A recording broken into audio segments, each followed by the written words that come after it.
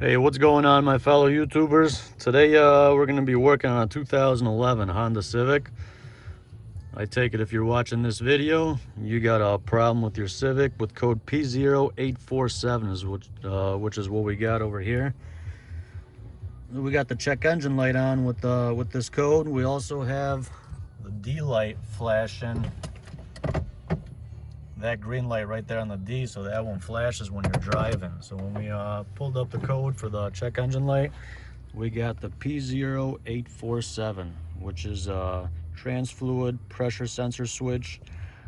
This one's the switch on the third clutch, and we're going to show you guys that here in a second when we pull the car up in the air.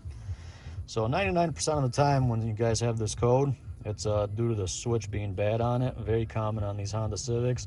Pretty much the model from 06 to 2012. So let's put this thing up in the air and show you guys how to switch that guy out.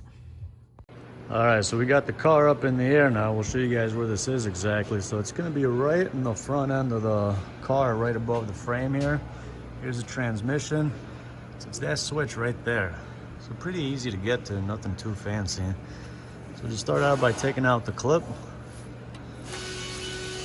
And then it's that guy right there. So that guy's we're gonna use a 22mm wrench to pop that guy loose.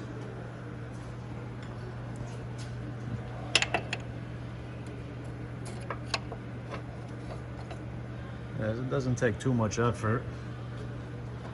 Now we're gonna change that guy out with an OEM from Honda, original pressure sensor on there.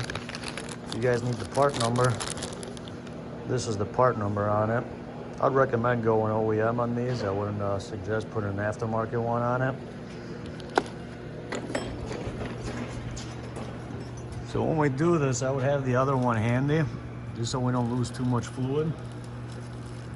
Probably not much going to come out of there, not enough to where you should be concerned about topping it off or anything like that, unless you're leaking trans fluid somewhere else. But yeah, just have the other one ready, and after you snapped it off with the wrench, it comes out pretty easy by hand. Unscrew that guy all the way. And that's all you're getting, just a little dribble out of it. So this does have a washer on the back end of it.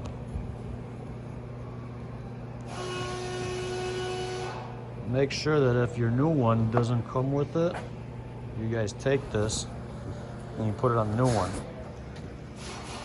Our new one doesn't come with it. What I'll do is just take it on concrete, take that guy and just scratch it off on there to clean it up. That cleans it up pretty nice. It's pretty much just to seal it. And then just wipe that guy clean.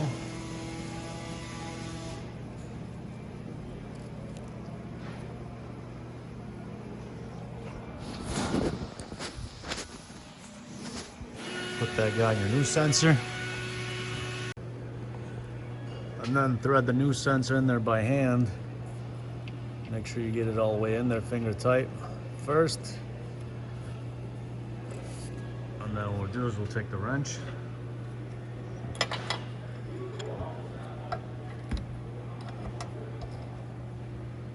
So once it gets in there tight with the wrench, all you do is just get it one extra little snug on there. You don't got to go too crazy with tightening it up.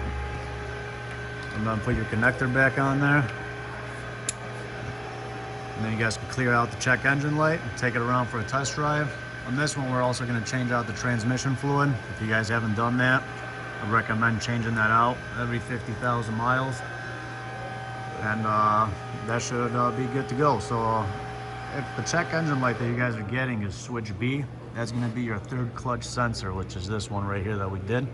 If you're getting switch A, that's going to be another one that's going to be up on the back side of the transmission. That's the second clutch.